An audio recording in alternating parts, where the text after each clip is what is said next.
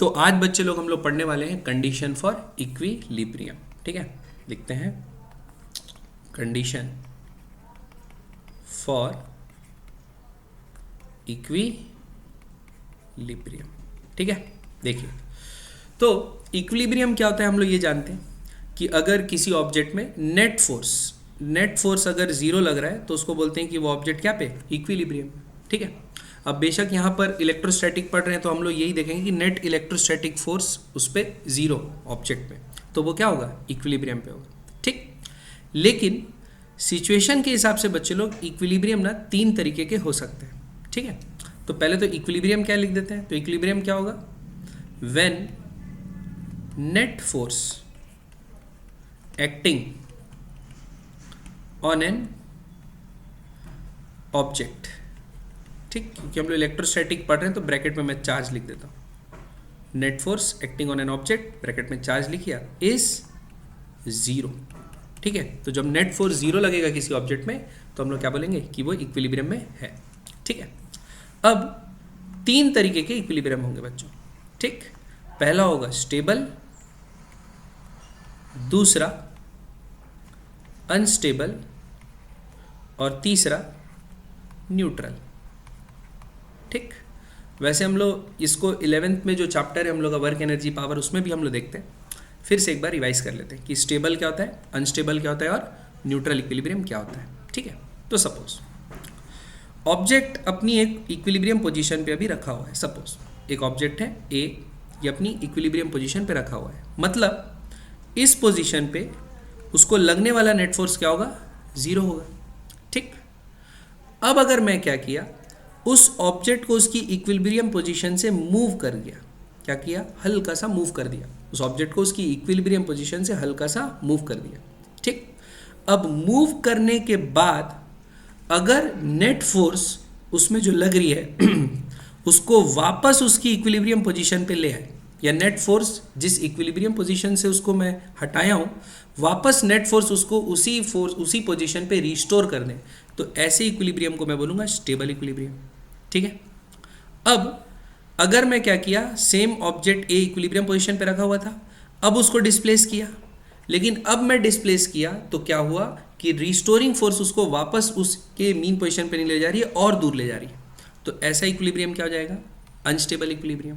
ठीक है, और न्यूट्रल इक्विलिब्रियम क्या होगा कि सपोज मैं ऑब्जेक्ट को एक ए पोजीशन पे रखा था, उसमें नेट फोर्स जीरो लग रहा था, अब क्या किया, मैं उसको वहाँ से उठा के दूसरे पोजीशन पे रख दिया, अब नया जो पोजीशन है वहाँ पर भी नेट फोर्स जीरो लग रहा है, तो ये क्या हो जाएगा, न्यूट्रल इक्विलिब्रियम। ठीक है, तो तीन तरह के इक्विलिब्रियम होंगे, स्टेबल, अनस्टेबल और न्यूट्रल। ठीक है, अब हम लोग क्या करते हैं, चार्ज के रूप में इसको कैसे देखेंगे हम लोग देखते हैं क्वेश्चन के थ्रू। ओके बच्चों, चलिए बच्चों लोग अभी एक सिचुएशन देखते हैं। ठीक है, क्या बोला है, two equal positive charges Q are fixed at point A,0 and -A,0।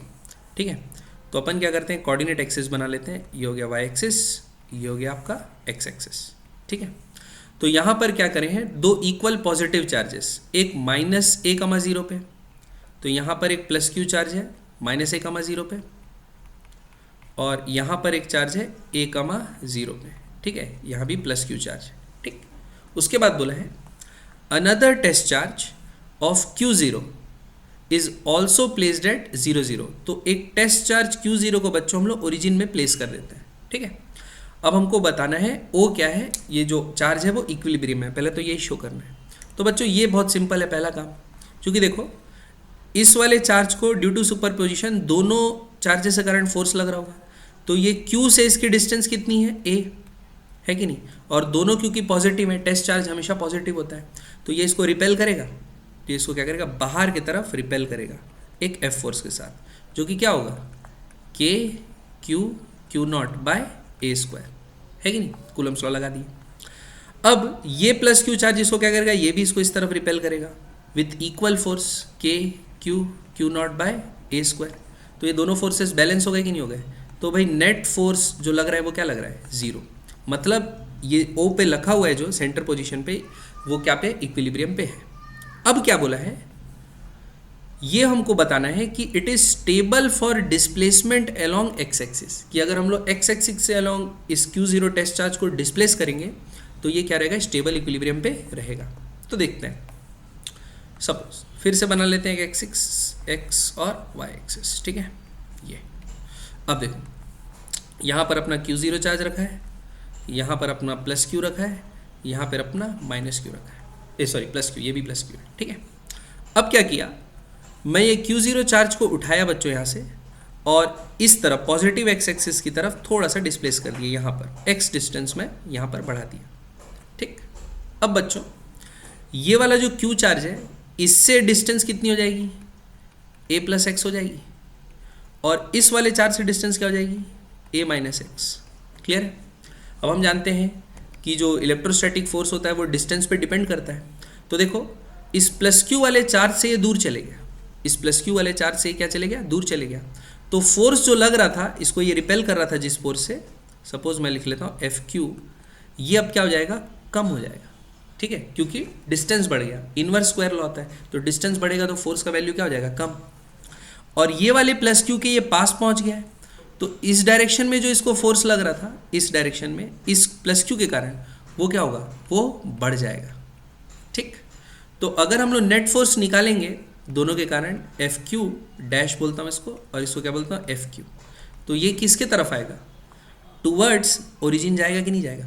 Towards origin का मतलब, टुवर्ड्स ओरिजिन कहाँ है, जहाँ से उसको डिस्प्लेस किए। तो बताओ एक्स एक्सिस में अगर मैं इसको डिस्प्लेस करूँ तो वापस इसको ओरिजिन की तरफ भेज दे रहा है। मतलब ये कौन सी पोजीशन है, ये जो नई पोजीशन है, यानी ये जो पोजीशन थी, ये इक्विलिब्रियम पोजीशन कौन सी पोजीशन थी, स्टेबल इक्विलिब्रियम, ठीक, क्योंकि वापस वो चार्ज रीस्टोर हो जा रहा है जहाँ से उसको डिस्प्लेस किए, जिस इक्विलिब्रियम पोजीशन से उसको हटाएं। अगर मैं नेगेटिव एक्स एक्सिस की तरफ भी ले जाता हूँ सपोज, तो अब क्या होगा, ये वाले Q से क्या लगेगा, ये वाले अगर माइनस एक्स की तरफ इसको डिस्प्लेस कर दिया तो ये वाले Q के पास पहुँच गया, तो भाई पॉजिटिव एक्स एक्सिस की तरफ जो फोर्स लग रही है वो बढ़ जाएगी, और नेगेटिव एक्स एक्सिस की तरफ जो फोर्स लग रही है इस वाले Q के कारण वो घट जाएगी, है कि नहीं। तो फिर से क्या होगा, फिर से इसको ये रिस्टोर करेगा टुवर्ड्स ओरिजिन, क्योंकि ये वाली फोर्स बड़ी है। तो एक्स एक्सिस के अलॉन्ग अगर आप डिस्प्लेस कर रहे हो इस सिचुएशन में, एक्स एक्सिस के अलॉन्ग, तो क्या होगा, स्टेबल इक्विलिब्रियम होगा, ठीक। अब देखते हैं दूसरी चीज। अब ये बोल दिया है unstable for displacement along Y axis. क्या बोल दिया है, unstable for displacement along Y axis. अब देखते हैं वाई एक्सिस के अलॉन्ग डिस्प्लेस करने से क्या होगा।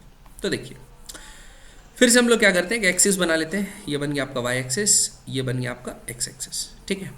अब आपके चार्जेस रख देते हैं, यहाँ पर है प्लस Q, यहाँ पर है प्लस Q, ओरिजिन से दोनों सेम डिस्टेंस पे है, और अपना टेस्ट चार्ज यहाँ रखा हुआ है, ठीक। मैं क्या करता हूँ, इस टेस्ट चार्ज को ऊपर डिस्प्लेस करता हूँ, ठीक है, वाई डिस्टेंस। सपोज मैं वाई डिस्टेंस इसको डिस्प्लेस कर दी, ठीक। अब इस वाले Q से ये इतना दूर हो गया, इस वाले Q से भी इतना दूर हो गया, दोनों से डिस्टेंस तो सेम है। अब दोनों के कारण लगने वाला फोर्स देख लेते हैं।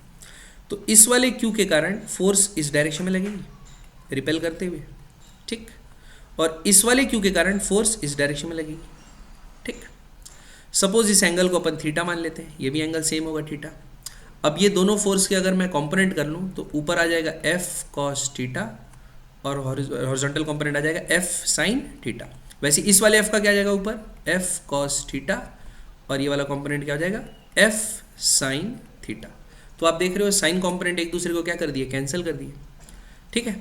और ये दो F cos थीटा ऊपर के तरफ लग रहे हैं, तो नेट फोर्स इसको इस पोजीशन पे, नई पोजीशन पे किधर लग रहा है, अपवर्ड लग रहा है, 2F cos थीटा, ठीक।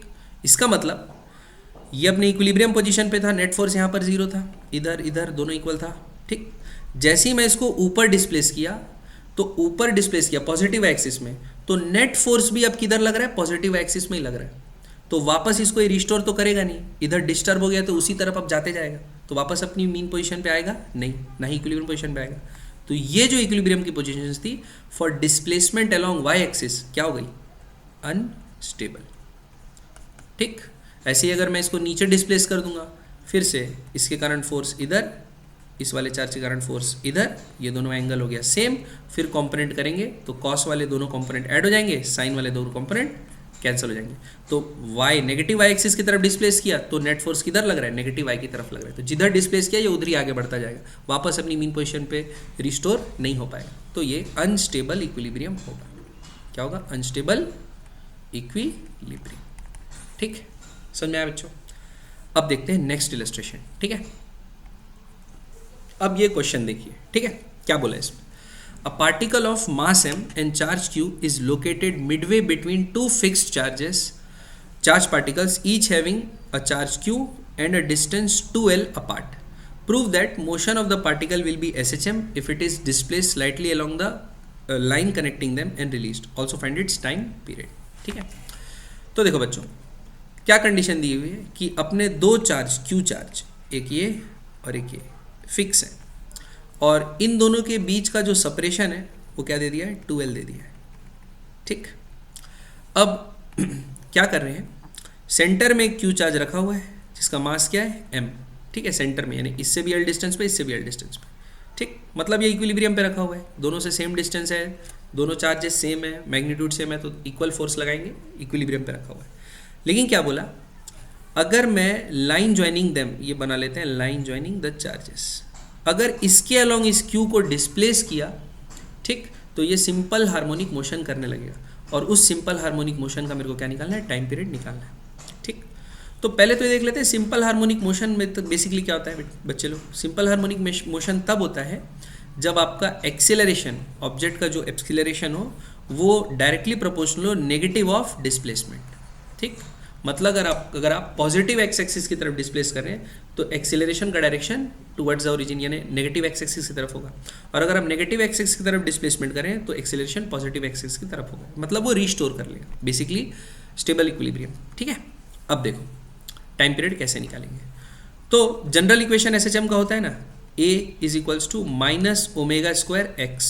तो इस फॉर्म में अगर हम लोग लाए तो कंपेयर करके हम लोग ये एंगुलर फ्रीक्वेंसी ओमेगा निकाल सकते हैं, जिससे हम लोग को क्या पता चल जाता है, टाइम पीरियड. ठीक है, तो देखते हैं. तो सबसे पहले क्या करते हैं, इसको हल्का सा डिस्प्लेस कर दिए, तो यहाँ से सपोज इसको यहाँ डिस्प्लेस कर दिए. ठीक है, एक्स डिस्टेंस. ओके, तो देखो छोटा सा ये एक्स क्या है, वेरी वेरी स्मॉल. ठीक है, बहुत स्मॉल है, बहुत छोटा है. अब इस वाले क्यू चार्ज से डिस्टेंस क्या हो गई बच्चों, पहले एल था, क्या हो गया एल प्लस एक्स, और इस वाले क्यू चार्ज से कितनी डिस्टेंस हो गई, ये हो गई एल माइनस एक्स. ठीक, अब दोनों के कारण क्या लिख लेते हैं, फोर्स लिख लेते हैं. पहले इस वाले क्यू के कारण लिख लेते हैं. ठीक है, डायरेक्शन क्या होगी, इस वाले क्यू के कारण रिपेल करेगा इस तरफ, तो लिख लेते हैं F1 लिख लेते हैं. तो क्या होगा के क्यू स्क्वायर, क्योंकि Q1 Q2 सेम है, अपॉन दोनों के बीच की डिस्टेंस क्या है, L प्लस एक्स का होल स्क्वायर. ठीक है, और F2 क्या होगा, के Q square by L minus X का होल स्क्वायर. ठीक, अब आप देख रहे हो इसके डिनोमिनेटर में एल प्लस एक्स है, इसके डिनोमिनेटर में एल माइनस एक्स है. बड़ा कौन है, बड़ा फोर्स होगा F2. तो F2 फोर्स बड़ा है बच्चों और F1 फोर्स छोटा है, तो इसको नेट फोर्स किधर लगेगा, टुवर्ड्स ओरिजिन वापस से लगेगा, जिस पोजीशन से इसको हटाएं तो वो नेट फोर्स निकाल लेते हैं बच्चों. तो नेट रिस्टोरिंग फोर्स क्या होगा, net restoring force F2 minus F1. ठीक है, तो क्या लिख लेंगे, के क्यू स्क्वायर, ये तो कॉमन आ जाएगा दोनों में से. F2 में नीचे क्या है, 1 बाय एल माइनस एक्स का होल स्क्वायर और minus 1 by L plus X का होल स्क्वायर. ठीक है, अब क्या करते हैं, के क्यू स्क्वायर एलसीएम ले लेते हैं, तो क्या आएगा, एल माइनस एक्स का whole square, L plus X का होल स्क्वायर, और ऊपर क्या आ जाएगा, एल प्लस एक्स का whole square minus L minus X का होल स्क्वायर. तो के क्यू स्क्वायर ब्रैकेट खोलते हैं, A square plus B square plus 2lx minus A square plus B square minus 2lx. ठीक, अपॉन नीचे चल रहा है एल माइनस एक्स का whole square, L plus X का होल स्क्वायर. ठीक है, अब देखो बच्चों, अब क्या होगा कि ये जो एल स्क्वायर है, इस एल स्क्वायर से माइनस एल स्क्वायर कट जाएगा, ये x square minus x square से क्या होगा, कट जाएगा, ये 2lx माइनस माइनस ऐड हो जाएगा, तो क्या होगा, के क्यू स्क्वायर ऊपर में आएगा 2lx और नीचे आ जाएगा बच्चों l माइनस एक्स का whole square, l plus X का होल स्क्वायर. ठीक है, अब क्या कर लेते हैं, नीचे वाले ब्रैकेट को भी खोल लेते हैं, तो ये आएगा के क्यू स्क्वायर 2lx बाय. अच्छा देखो यहाँ पर अगर आप ये देखो कि x को मैं क्या बोला था, वेरी स्मॉल बोला था, x को क्या बोला था मैं, वेरी स्मॉल. तो x अगर बहुत छोटा है बच्चे लोग, तो l माइनस एक्स भी लगभग l के बराबर होगा, l प्लस एक्स भी लगभग किसके बराबर होगा, l के बराबर होगा कि नहीं होगा, ठीक है। और अगर ये दोनों l के बराबर होगा तो मैं नेग्लेक्ट कर सकता हूँ ना, और यहाँ पर l का स्क्वायर ही लिख सकता हूँ खाली, तो ये क्या आ जाएगा, l का पावर 4, ठीक। अब ये l से ये l कट गया तो क्या आ गया, l क्यूब। तो देखो नेट फोर्स ये आ गया के Q square 2x by L cube, ठीक है, अप्रॉक्सीमेटली, ओके। तो अब बच्चों नेट फोर्स को तो ऐसा लिख सकता हूँ, नेट फोर्स किस तरफ है, देखो डिस्प्लेसमेंट x पॉजिटिव है और इस तरफ में डिस्प्लेस किया था और फोर्स उल्टे तरफ लग रहा है, तो इसको लिखेंगे माइनस एम ए बराबर के Q square into 2x by L cube. अब क्या होगा बच्चों, ये a बराबर क्या आ जाएगा, माइनस के Q square 2x by M into L cube, ये आ गया। अब इसको SHM की इक्वेशन जो है उससे कंपेयर कर लो, माइनस ओमेगा स्क्वायर एक्स है, तो ये x आ गया, ये पूरी टर्म क्या हो जाएगी, ओमेगा की स्क्वायर। तो ओमेगा का स्क्वायर निकल गया बच्चों क्या, के क्यू स्क्वायर 2 भी है by L M L cube, ये आ गया ओमेगा स्क्वायर का वैल्यू। तो ओमेगा का वैल्यू क्या आ जाएगा, ये सब अंडर रूट में चले जाएंगे, 2k Q square by M L cube. तो टाइम पीरियड क्या होगा, टाइम पीरियड होता है बच्चों 2 पाई बाय ओमेगा, तो क्या हो जाएगा 2 pi under root M L cube by 2k Q square. तो ये आ गई बच्चों टाइम पीरियड और ये हो गया SHM। क्लियर है। तो बच्चे लोग अगला क्वेश्चन अब देखते हैं, ठीक है। तो इस सिचुएशन में हम लोग को क्या बोला है, find out the mass of charge Q so that it remains in equilibrium for the given configuration. एक कॉन्फ़िगरेशन दिया हुआ है, तो यहाँ पर आप देख रहे हैं एक Q चार्ज रखा हुआ है, ठीक है, और ये एक स्क्वायर अरेंजमेंट है चार्जेस का, जिसके एजेस में यानी वर्टिसेस में Q स्मॉल q चार्जेस रखे हुए हैं, ठीक है, और लेंथ क्या है L, ठीक। अब इस चार्ज का जो मास है वो कितना दे दिया, m दे दिया बच्चों, तो क्या होगा, ये mg इसको डाउनवर्ड एक्ट कर रहा होगा कि नहीं कर रहा होगा, इसको नीचे खींचने की कोशिश करेगा, mg एक फोर्स लगेगा डाउनवर्ड। अब ये सब का जो इलेक्ट्रोस्टैटिक फोर्स होगा, नेट जो इलेक्ट्रोस्टैटिक फोर्स लगाएंगे, इन्हीं के कारण क्या होगा, ये जो चार्ज है अपना, ये जो इन्हीं इलेक्ट्रोस्टैटिक फोर्स चारों चार्जेस के कारण जो है वो mg को बैलेंस करेगा, तभी तो ये अपनी पोजीशन पे रुके रहेगा, ठीक है। तो अब क्या करते हैं इस सिचुएशन में, हम लोग क्या करते हैं वो निकाल लेते हैं। क्या निकाल लेते हैं, नेट फोर्स जो लग रहा है किसी एक के कारण पहले निकालते हैं। तो देखो मैं क्या करता हूँ, यहाँ से यहाँ एक लाइन जोड़ देता हूँ, ये ठीक है, और ये एक राइट एंगल ट्राइंगल बन गया। देखो ये h दिया हुआ है और ये स्क्वायर बना हुआ है l बाय एल का, ठीक है। तो ये अगर डायगोनल में लेता पूरा तो क्या हो जाता है, √2l हो जाता, लेकिन हम लोग को तो उसका आधा ही लेना है, तो ये डिस्टेंस क्या हो जाएगा बच्चों, √2l/2। तो √2l/2 हो जाएगा, तो l/√2 ले सकता हूँ, ये डिस्टेंस यहाँ से यहाँ तक की l/√2, ठीक है। अब सपोज ये Q चार्ज है, इस Q चार्ज के कारण फोर्स इस डायरेक्शन में लगेगा ऐसा, ठीक। अगर सपोज मैं उसको यहाँ से व्यू कर रहा हूँ, सामने से व्यू कर रहा हूँ, तो मेरे को सिचुएशन कुछ ऐसी दिखेगी। देखो ये Q चार्ज है, ठीक, ज़मीन से कितने ऊपर है, h हाइट पे ऊपर है ना, तो ये h हो जाएगा बच्चों, और ये सपोज एक Q चार्ज रखा हुआ है और ये डिस्टेंस क्या हो जाएगी, l/√2, ठीक। सपोज इस एंगल को मैं थीटा ले लेता हूँ, तो ये Q चार्ज के कारण इस Q चार्ज को फोर्स किधर लगेगा, ऐसा लगेगा, ठीक। फोर्स का मैग्नीट्यूड निकाल लेते हैं, कितना होगा, K Q बाय ये जो डिस्टेंस है उसका स्क्वायर। अब ये राइट एंगल ट्राइंगल बना हुआ है, तो इससे मैं पाइथागोरस थ्योरम लगा के निकाल सकता हूँ। तो क्या होगा बच्चों, h² प्लस l² l/√2 का स्क्वायर का अंडर रूट, ये आ जाएगा। अब सीधा यहाँ पर डाल दो, अंडर रूट का स्क्वायर होगा तो ये सिंपल क्या बचेगा, h² प्लस l²/2, तो ये आ गई फोर्स, ठीक है, इस डायरेक्शन में। अब ऐसे ही बच्चों लोग इस वाले Q चार्ज के कारण क्या होगी, इस डायरेक्शन में, इस वाले Q के कारण क्या होगी, इस डायरेक्शन में, इस वाले Q के कारण क्या होगी, इस डायरेक्शन में। तो ये चारों फोर्सेस ऐसे लग रही होंगी, एक इधर एक इधर एक इधर और एक इधर, ठीक है। तो मैं क्या करता हूँ, सबको कॉम्पोनेंट कर देता हूँ दो। देखो ये एंगल मैं थीटा माना हूँ, तो ये एंगल भी क्या होगा, थीटा होगा। तो ये f के दो कॉम्पोनेंट कर लिया, एक ऊपर ये हो गया f sin थीटा, और ये क्या हो गया एफ कॉस थीटा। ठीक, ऐसे ही जो इसके डायमेट्रिकली अपोजिट एंड में ये चार्ज है, इसके कारण से भी एक फोर्स लग रहा होगा इस तरफ ना, इसके जो अपोजिट में रखा हुआ है, तो उसका भी एक कंपोनेंट होगा, एक हॉरिजॉन्टल और एक वर्टिकल। तो आप देख रहे होगे इसका वाला जो हॉरिजॉन्टल कंपोनेंट है और इसका वाला जो हॉरिजॉन्टल कंपोनेंट है वो एक दूसरे को कैंसिल कर दे रहे हैं।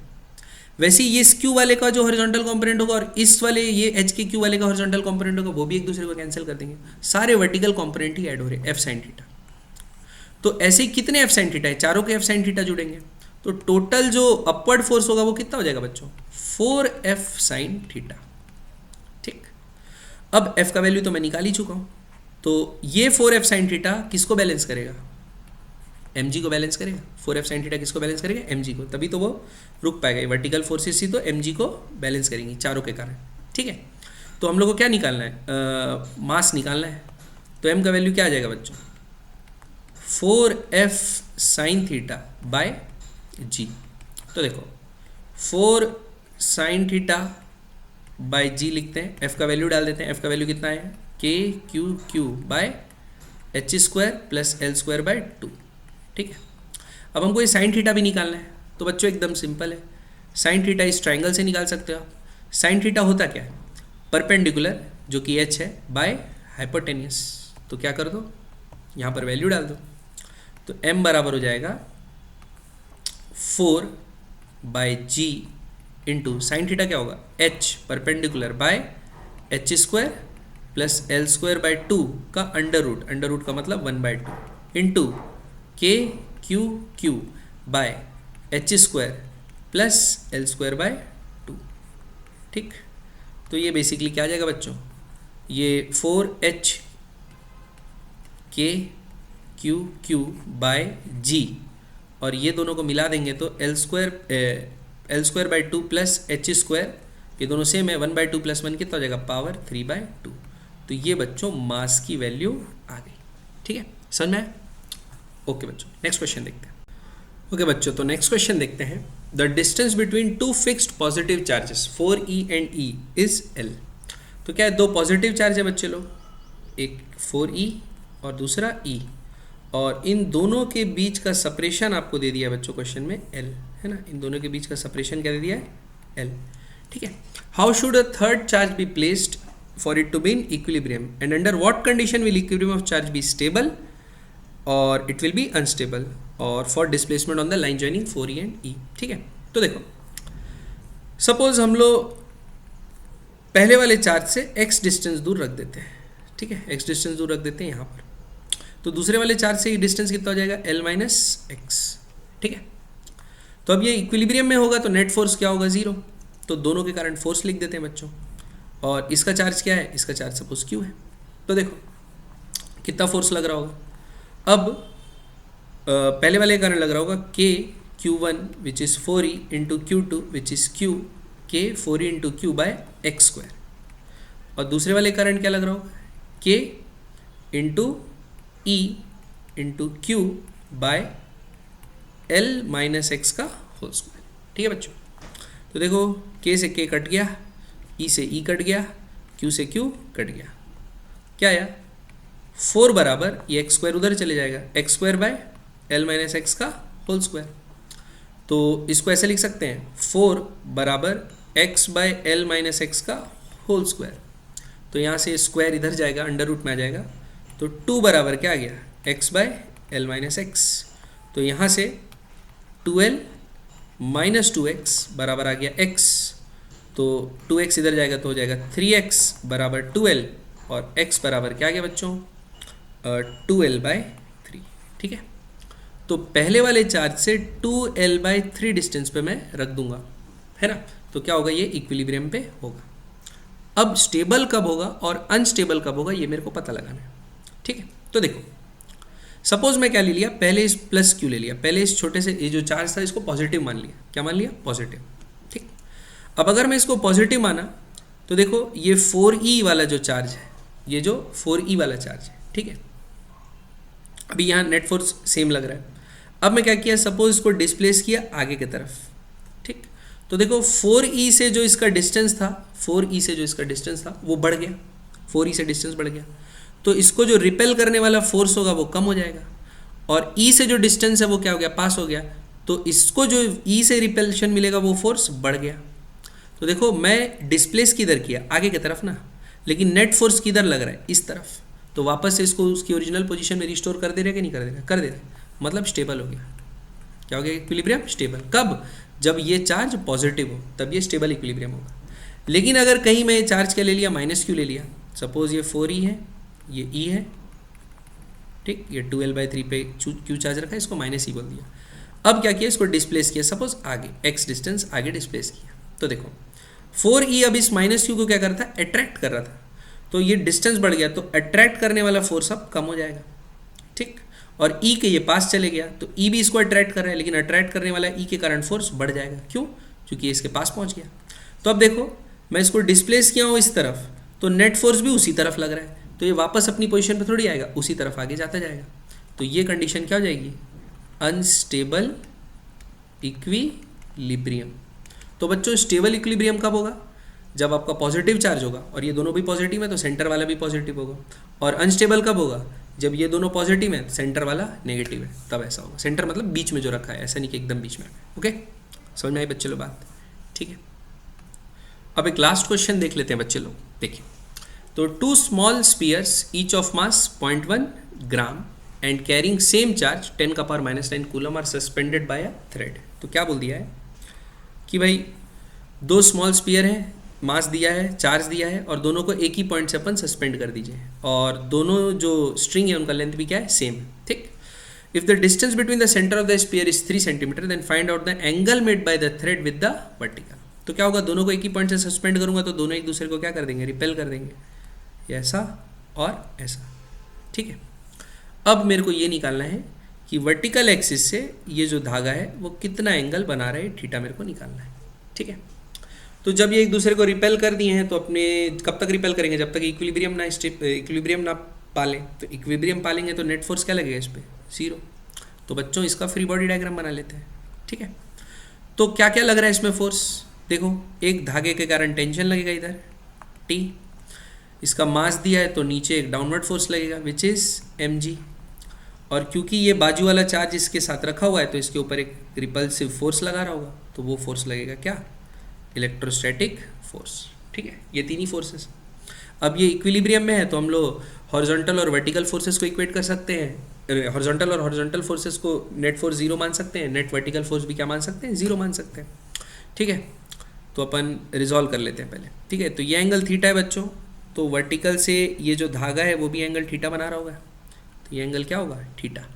तो टेंशन के 2 कंपोनेंट मार देते हैं यहाँ पर, ठीक है, टेंशन के 2 कंपोनेंट कर लेते हैं। ऊपर आ जाएगा T cos थीटा, नीचे आ जाएगा T sin थीटा, ठीक है। तो T sin थीटा जो हॉरिजॉन्टल फोर्स है उसका इक्विलिब्रियम लिख लेते हैं। T sin थीटा किसके बराबर होगा, इलेक्ट्रोस्टैटिक फोर्स के बराबर होगा। अच्छा, इलेक्ट्रिक स्टैटिक फोर्स कितना होगा, K, दोनों का चार्ज सेम है तो K Q², और दोनों के बीच सपोज सेपरेशन R है तो K(Q²/R²), और T cos थीटा क्या होगा बच्चों, T cos थीटा हो जाएगा, T cos थीटा होगा, ऊपर वाले जो फोर्स लग रहा है वो mg को संभालेगा, तो क्या हो जाएगा mg के बराबर। अब क्या कर दो, दोनों को डिवाइड कर डालो, उड़ा दो, T उड़ गया, sin theta by cos theta क्या होता है, tan थीटा, क्या आ गया K(Q²/R²) mg, ठीक है। अब सबकी वैल्यू दी हुई है, रख देते हैं। K की वैल्यू क्या दी है, 9 × 10⁹ चार्ज दिया हुआ है बच्चों कितना, 10⁻⁹ कूलम, तो डाल दो 10⁻⁹ का स्क्वायर, तो क्या हो जाएगा 10⁻18, ठीक है, डिवाइडेड बाय R²। तो दोनों के बीच की डिस्टेंस 3 सेंटीमीटर दी थी, तो 3 × 10⁻⁻² का स्क्वायर है ना, सेंटीमीटर में दिया तो उसको मीटर में कन्वर्ट कर लिया। मास का दिया बच्चों 0.1 ग्राम, 0.1 ग्राम kg में कितना हो जाएगा, 10⁻⁴, ठीक है, 0.1 × 10⁻⁻3, 10⁻⁴, इंटू जी का वैल्यू कितना है 10, ठीक। अब इसको सॉल्व कर लो, 9 × 10⁹ × 10⁻18, 3 का स्क्वायर हुआ 9, 10⁻⁴ × 10⁻⁴ × 10, क्लियर। 9 से 9 उड़ गया, ठीक। 10 का हिसाब कर देते हैं, 9 -18, ये -4 -8 ऊपर जाएंगे तो क्या हो जाएगा +8 और -1, ठीक है। तो ये आ गया 10 का पावर 16, 17, 19 -17 2, ठीक है, 10 का पावर -2 मतलब 1/100। तो टेन थीटा का वैल्यू 1/100 आया बच्चों, तो थीटा बराबर क्या होगा, टेन इनवर्स 1/100। ठीक, अब क्वेश्चन में इसकी वैल्यू दे चुकी है, टेन इनवर्स 1/100 कितना होता है 0.6 डिग्री, तो वर्टिकल से कितना एंगल बनाएगा 0.6 डिग्री। तो ये होगा बच्चों आंसर। ठीक है, ओके बच्चों।